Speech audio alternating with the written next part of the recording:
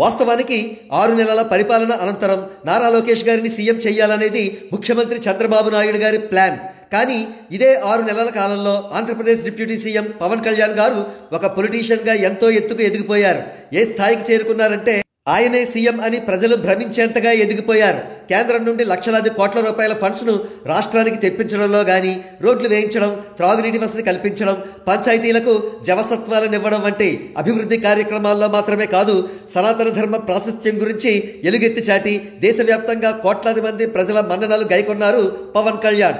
ఈ నేపథ్యంలో ఇతర పొలిటీషియన్స్ ఎవరైనా సరే ఆయన చేసిన సేవల ముందు పిపీలకంగా కనిపించడంలో ఆశ్చర్యం లేదు.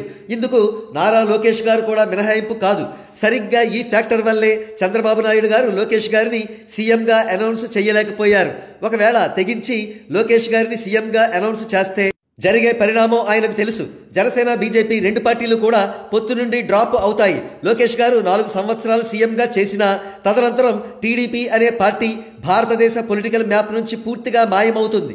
అయినా ఆశ చావక లోకేష్ గారు డిప్యూటీ సీఎం అంటూ ఒక టేజర్ వదిలారు.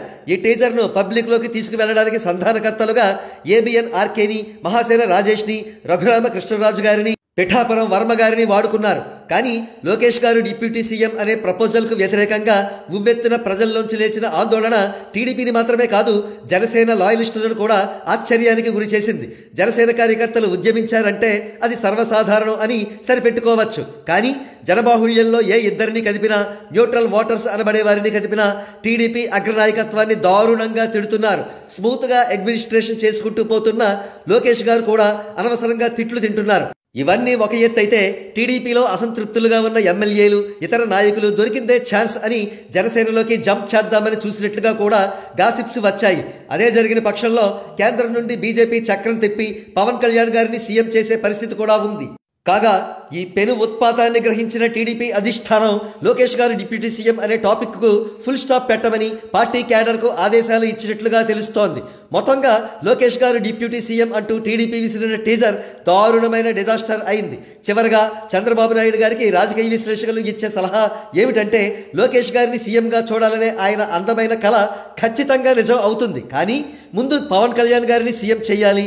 భవిష్యత్తులో పవన్ కళ్యాణ్ గారు, లోకేష్ గారు సీఎం సీటును షేర్ చేసుకుంటూ ఎటువంటి ఈగో ఫ్యాక్టర్స్ లేకుండా రాష్ట్రాన్ని సుభిక్షంగా పరిపాలిస్తూ ఉంటే కూటమి 10 ఏళ్లే కర్మ 25 ఏళ్ల పాటు పచ్చగా వర్ధిల్లుతుంది.